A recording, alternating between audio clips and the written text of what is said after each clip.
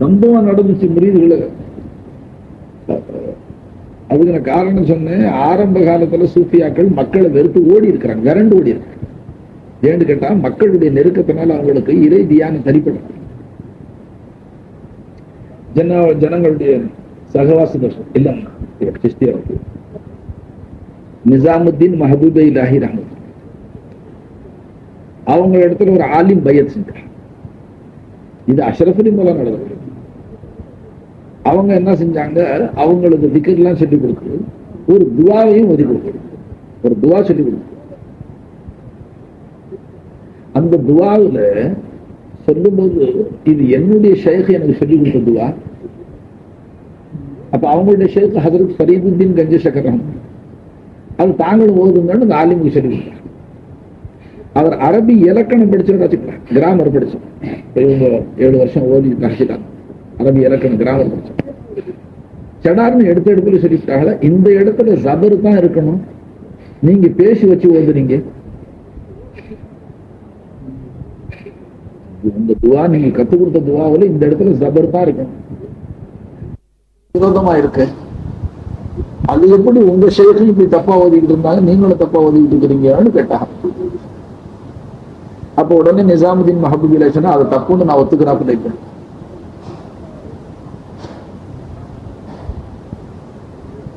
இங்க ஜபருக்கு பகரமா பேசி இருக்கணும்னு சொல்றாருங்க ஒரு ஆரம்பிச்சார். அவங்க சொன்னாங்க அது ஒத்துக்கிறாப்புல இருக்கு, பேசிதான் இருக்கணும்டா. எந்த அடிப்படை நஹ்வுடைய எந்த சட்டத்துல சொல்றீங்கன்னு அவங்க கேட்க ஆரம்பிச்சார்.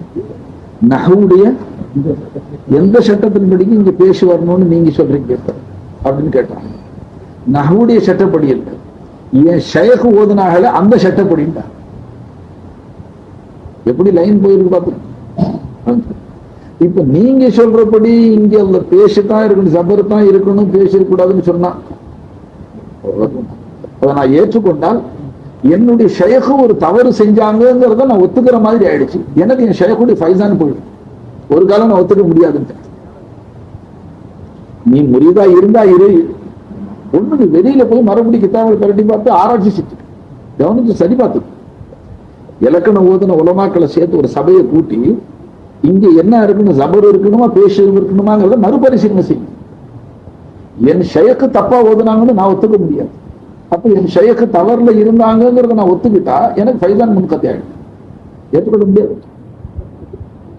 அதுக்கு பிறகு அந்த ஆலிம்ஷை பார்த்தாரு, இவ்வளவு பிடிவாதமா இருக்கிறாங்க. போய் வெளியில போய் நஹ்வி உலமாக்கள், நஹ்வுல அரபி இலக்கணத்துல பாண்டியத்தை பெற்ற உலமாக்கள் எல்லாம் கூட்டி ஒரு மஜ்லிஸை கூட்டி போட்டு எல்லா கிதாபுகளையும் பெரட்டி இரட்டி எல்லாம் அலசி பார்த்தா கடைசியில் அவங்க என்ன ஜபர் வச்சு ஓதுனாங்களோ அதான் கரெக்டா, அதான் பொருத்தமா இருக்கு. அப்புறம் அந்த ஆலிம் நல்லது ஓதி வர்றேன், நீங்க இன்னும் எவ்வளவு நாளைக்கு ஓதுனாலும் சார் நான் சொல்லி கொடுக்கும் போது அப்படியே எடுத்துக்கிட்டு ஓதி இருந்தா ஒரு பரக்கத்து வருங்க, அது கிடைக்காது.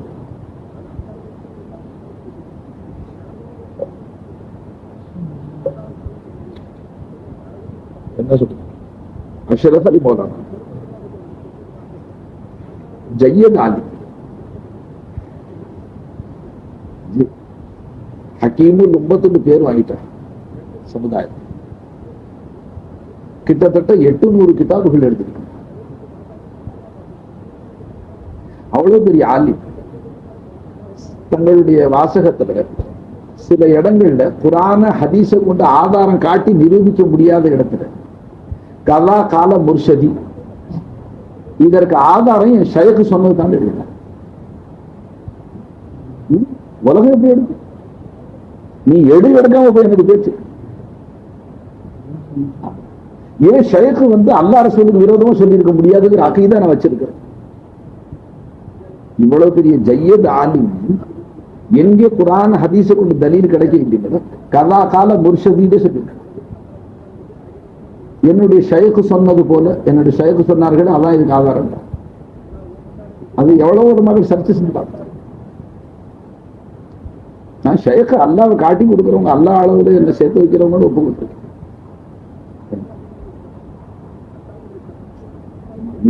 மனித பண்பு மனித குண மனிதனுங்கிற காரணத்தினால சகு ஏற்படும், தவறு நிகழலாம். 100 3 தடவை ஓதுனாரு, 3 தடவையும் அந்த தப்பை திருப்பி திருப்பி ஓதிக்கணும். இப்ப நான் யாசின் வாழ்நாளெல்லாம் ஓதி 3 இடத்துல தப்பா ஓதிக்கணும். ஒரு நாள் ஒரு ஹாப்ஷா கமாலுதீன் ஹாப்ஷா நினைக்கும் கேளுங்கன்னு சொல்லிட்டு வாப்பாடம் ஓதிக்கணும். 3 இடத்துல தப்பு திருத்திக்கிட்டான். அப்புறம் உடனே 3 இடத்துல மார்க் வச்சுக்கிட்டு அப்புறம் சின்ன கிதாப் வச்சு ஓதிக்கிட்டவங்க திருத்தணும். அதாவது குரான் வர பண்ணும் போது எங்கேயாச்சும் ஒரு சேரு சபர் புஸ்தகம் வந்துட்டா அது காலத்துக்கு வந்துகிட்டே இருக்கு. அப்படித்தான் வரும். அப்புறம் அந்த குரானை பார்த்து ஓதிதான் திருப்பணும். ஆச்சுங்களா? அப்பாஸ் இஸ்லாம் ரஹ்மத்துல்லாஹி ஹஜ்ல இருந்து வந்தா ஹசன் பஸ்ரி ரஹ்மத்துல்லாஹி சர்பரேஷன் வந்தா ஜனங்க ஊர் கூடி வரவேற்பு, எல்லாரும் வரவேற்புக்கு எக்கச்சக்கமா திரண்டு வர. ஹசரத்து வந்து பக்குவம் அடையாத காலம் பிடிச்சோம். அதனால அவங்களுக்கு அச்சம் வந்துச்சு. இவ்வளவு ஜனங்களும் வரவேற்புக்கு வர்றாங்க. இவர்களுடைய வரவேற்பை நாம ஏற்றுக்கொண்டால் கொஞ்சம் தாட்சண்யம் வரும், மனசு தாட்சண்யம் வரும். அப்புறம் ஏதாவது இவர்கள் குற்றம் குறை செய்யும் பொழுது கண்டிச்சு பேசுறதுக்கு நாவு வராது. அதனால அல்லா இடத்துல குற்றவாளியா போகணும். இவங்க போட்ட 2 மாலைக்காக வேண்டி, இவங்க போட்ட பலவுஷத்துக்காக வேண்டி ஹக்க மறைச்சுக்கிட்டு போறதுன்னு சொன்னா இப்போ இது லஞ்சம் வாங்கின மாதிரி ஆச்சு. அதனால சர்க்கார் யோசிச்சு என்ன செஞ்சாங்க, சடார்னு ரமதான் அவங்க திரும்பி வரும்போது ரமதான் நீண்ட காலம் வெகிட்டாக மக்கள் பகல் நேரம் நோம்புடைய ஹாலத் நோம்பாளியா தான் இருந்தாங்க. ஜனங்க பக்கத்துல நெருங்க நெருங்க அவங்களுடைய புரட்சி ஜாஸ்தியா போச்சு. இந்த மாதிரி என்ன மரியாதை செய்ய வர்றாங்களே, இவங்க மரியாதை நம்ம ஏற்றுக்கொண்டா மறுபடி கண்டிப்பா பேச முடியாது. எப்படியாச்சும் இவர்களுடைய விட்டு தங்க தப்பிச்சுக்கணும் அப்படிங்கிறதுக்காக சடார்னு கையில கை விட்டாங்க. ஒரு ரொட்டி திண்டு எடுத்தாக.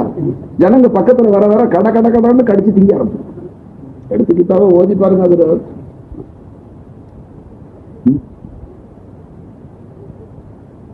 ரொட்டி திங்க ஆரம்பிச்சுட்டு பக்கத்துல வந்து அந்த கூட்டம் துஷ்ட மிருகத்தை பார்த்தா விரண்டு ஓடுற மாதிரி ஓடினாங்க. அப்படியே அநியாயமா கெட்டு போ பார்த்துமே இந்த மனுஷனை போய் வரவேற்க போனோம். ரமதானுடைய பட்ட பகல்ல இவ்வளவு மக்களுக்கு முன்னால பகிரங்கமா ரொட்டி திங்கிட்டார். எவ்வளவு அணைச்சு மாலை போட வந்தானோ அவ்வளவு வேகமா ஓடி போயிட்டான். இது என்னத்துக்கு உங்களுக்கு ஞாபகப்படுத்துறேன், அந்த ஜனங்களுடைய சோதனைகள் ரொம்ப கடைசாங்க. எப்பவும் விரட்டுறதுலயே தான் இருப்பாங்க, அடிதான்.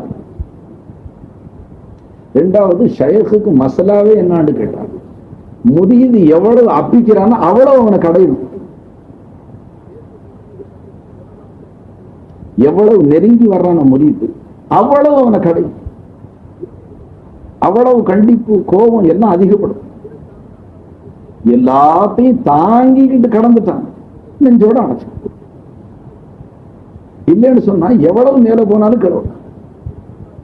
எங்கேயாகின ஒரு கட்டத்தில் வந்து ஷேக்கு மேல ஏதாகின ஒரு அதிருப்தியை கொண்டாந்து ஒரு சின்ன பஞ்சாயத்து கொண்டு வருவான். அதுல தனக்கு சாதகமா பேசலைங்கிற காரணத்தை வச்சு கன்னிச்சிஸ்தி சொன்ன சம்பவத்துல தனக்கு ஒரு நல்ல வரவேற்பு இல்லை, வீட்டுல கூப்பிட்டு தான் கூட சகண்ட சோறு கொடுக்கல, தான் சுபராவில் சோறு கொடுக்கல, சாதா லங்கர் சானாவில் என்ன 10ஓட 11 அந்த அளவுக்கு தனக்கு ஒரு கண்ணியம் கொடுக்கப்பட இல்லைங்கிறதுக்காக ஒரு அறிவாளியான மனிதர் ஒரு வெறுப்பு உண்டாக்கிக்கிட்டாருன்னு சம்பவம் சொன்னாங்க. அது நமக்கெல்லாம் ஒரு படிப்பினை கேட்கிறதா சொல்ல. அல்லாஹ்வுடைய திருமறை வசனங்களை கேட்டு இன்ன அக்ரமக்கும் இந்தல்லாஹி அத்தகாக்கும், உங்களிலே அல்லாஹ் இடத்துல ஒரு மதிப்புக்குரிய மனுஷன், உங்களிலே அல்லாஹ் இடத்துல சங்கையானவன், கண்ணியத்துக்குரியவன், உங்களிலே இன்ன அக்ரமக்கும் இந்தல்லாஹ், உங்களிலே அல்லாஹ் இடத்துல கண்ணியமான மனுஷன், அல்லாஹ் இடத்துல நல்லது. இன்ன அக்ரமக்கும் இந்த நாசின்னு சொல்ல, உங்களிலே மனிதர்களுக்கு மத்தியிலே நல்லவன்னு சொல்ல, உங்களிலே அல்லாஹ் இடத்துல கண்ணியமானவன் யார்? அத்துகாக்கும், உங்களிலே யார் அல்லாஹுவை அதிகமாக தக்குவா செய்யக்கூடியவரோ அவர் தான். உங்கள யார் அல்லாவுக்கு ரொம்ப தக்குவா செய்வானோ அவன் தான் அல்லா இடத்துல கண்ணியமான. இப்போ உங்களுக்கு கண்ணியம் தேவையா இல்லையா? நீங்க அந்த கண்ணியத்தை காசால தேட பாக்க. காசு போன அன்னைக்கு கண்ணியம் போயிடும். அவன் வாழ்க்கையில மேடு பள்ளம் இருக்கு, ஒரே நிலை இருக்குன்னு சொல்ல முடியாது. எல்லாம் பாதுகாக்கட்டும். நம்ம கொடுத்த சம்பத்துகள் அல்லாஹு தாலா சலாமத்தாக்கி வச்சு அல்லாஹு தாலா நம்ம கொடுக்கறதோட நம்ம மனைவி கொடுக்கணும், அதெல்லாம் துவா செய்யும். ஆனா ஒண்ணு ஞாபகத்தில் வைங்க, மேடு பள்ளம் வாழ்க்கையில் இருக்கா இல்லைங்களா? ஏற்றுத்தாழ்வு வருமா வராது. உருதுல ஒரு பழமொழி இருக்கு, உருதுல யாரோ ஒரு ஷாயர் இருக்கு, दौलत जब आती है तो दुश्मन भी फिदा होता है. உனக்கு காசு பணம் வந்துருச்சுன்னு சொன்னா உன் விரோதியும் உன்னை வட்டம் போட ஆரம்பிச்சு, நெருங்கி பழக ஆரம்பிச்சு. என்ன உயிர் கூட்டாளி மாதிரி நடிப்பான். என்ன கேட்ட நப்பாஸ். காசு பணம் வந்தா என்ன விரோதியும் கூட்டாளியே மாறிக்கும். ஏன்னா அமைச்சமே கடன் வாங்கிக்கலாம். என்ன அடிக்கடி உங்க வீட்டுல இருக்கிற எல்லா தாவத்திலையும் கலந்துக்கலாம். உங்கள்கிட்ட கார் இருக்கு, அதுல உல்லாசமா பிரயாணம் செஞ்சுக்கலாம். இந்த கூட்டாளி பிடிச்சிருக்கா இப்ப சொல்றா அவசரத்துக்கு கார் வாங்கி அனுப்பிச்சுட்டேன். அப்போ தௌலத் ஜப் ஆத்தி ஹை தோ துஷ்மன் பி ஃபிதா ஹோத்தா. உனக்கு சீமாந்தனம் வரும் பொழுது உன் விரோதியும் வட்டம் போடுவான், அவனும் நேசனா நடிப்பான்.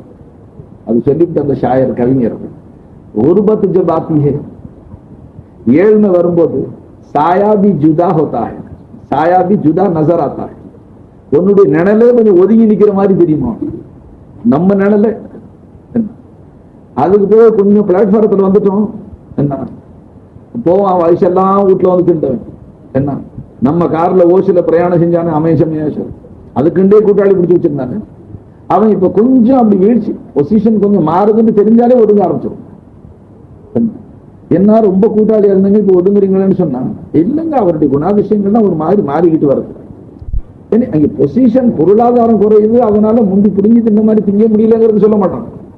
அவருடைய வழக்கு போகுவதெல்லாம் ஒரு மாதிரியா இருக்குங்க இப்ப நடவடிக்கை, அதெல்லாம் நமக்கு பிடிக்கல மனசுக்கு. விளங்குச்சுங்களா? இது துனியா. இந்த துனியாவை நம்பி நீங்க மக்களை நம்பி மோசம் போறதுன்னு சொன்னா கேட்டது. அப்போ உங்களுக்கு என்ன தேவை? கண்ணியம். துனியாவில் கண்ணியம் தேவை. அது அல்லாஹ் எதிர தேட சொன்னா, உங்களிலே என்னிடத்துல கண்ணியமானவர்கள் யாரு? அக்கிரமக்கும்னா சங்கைக்குரியவர்கள், கண்ணியத்துக்குரியவர்கள். என்னிடத்துல உங்களில் நல்லவர்கள் யாரு? தக்குவாவுடையவர்கள். ஒன்னாச்சு. அப்ப இந்த திருவசனத்தின் மூலியமாக தக்குவாவுடைய உயர்வு அல்லாஹ் உங்களுக்கு அமைச்சு. நீங்க எவ்வளவு அதிகமா தக்குவா செய்வீங்களோ அவ்வளவு என்னிடத்துல மதிப்புக்குரியவர்களாக இருக்கு. அல்லாஹு தாலா ரெண்டாவது, உனக்கு அல்லாஹ்வுடைய வலியாக ஆசை, இறை நேசனாக ஆகணுங்கிற ஆசை. அதுக்கு அல்லாஹு தாலா சொல்லு,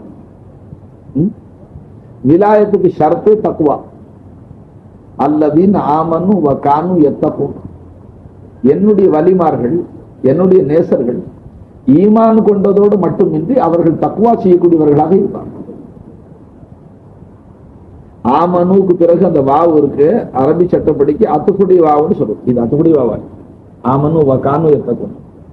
அதாவது இணைச்சு அல்லாஹ் அந்த ரெண்டையும் பிரிச்சு, அப்ப ஈமான் வேற தக்குவா வேறையா பிரிச்சு சொல்றோம். நாம என்ன நினைக்கிறோம்? இருக்கிற ஈமான் தான் தக்குவான்னு நினைக்கிறோம். அப்ப ஈமான் கொண்டு தக்குவா செய்யக்கூடிய மக்களாக இருப்பார்கள். அதுலயும் அவங்க அரபி சட்டப்படிக்கு கானூக்கு இஸ்திம்ரார், அதாவது அந்த தக்குவா நேமமா இருக்குன்னு சொல்றாங்க. ஒரு அமைய சமயம் தக்குவா, மற்ற நேரத்துல பாவ காரியங்கள்ல மூழ்கி போறது அது அல்ல. என்னுடைய இறைநேசர்களுடைய குணாதிசயம் அது அல்ல. கானூல இஸ்திம்ரார் இருக்கா இருக்கா இருக்கு. அப்ப அவர்களுடைய தக்குவா நிரந்தரமா இருக்கும். என்ன எப்பவுமே என்ன அஞ்சு பயப்படுவான், எப்பவுமே எனக்கு தக்குவா செய்வான். ஒரு அமைய சமயம் மக்கள் பார்க்கும்போது தக்குவா செஞ்சுக்கிறது, ஜனங்களுக்கு மறைஞ்ச பாவ காரியங்கள்ல மூழ்கி போறது. என்னுடைய வலிமார்கள் அப்படி இருக்க மாட்டாங்க. அப்போ உங்களுக்கு கண்ணியம் வேணுமானாலும் தக்குவா செஞ்சாங்க, விலாயத்து வேணும் என்று சொன்னாலும் தக்குவா செஞ்சாங்க. ஹத்தாக்கி ஒரு இடத்துல அல்லாஹு தஆலா இன் அவுலியாவுஹு இல்லல் முத்தகுன், அவுலியா தக்குவாவுடைய மக்களை தவிர அவனுக்கு யாரும் நேசர்களே இல்லை. அவனுடைய காரியஸ்தர்கள், அவனுடைய நேசர்கள், அது விலாயத், அத தக்குவாவுடையவர்கள் தவிர வேற யாரும் இல்லை. விளங்குச்சு? அப்ப தக்குவா செய்யும். ஈமானுக்கு பிறகு தக்குவா லாசிம் ஆயிடுச்சு. அதனால தான் குர்ஆன் உங்களை கிதாபு செய்யும்போது, உங்களை முன்னோக்கும் பொழுது, யா அய்யுஹல்லதீன ஆமனுத்தகுல்லாஹ், யா அய்யுஹல்லதீன ஆமனுத்தகுல்லாஹ், அதாவது ஆமனு இத்தகுல்லாஹ், ஈமான் கொண்ட என்னுடைய பக்தர்களே, விசுவாசிகளே, அடியார்களே, நீங்க தக்குவா செய்யுங்க.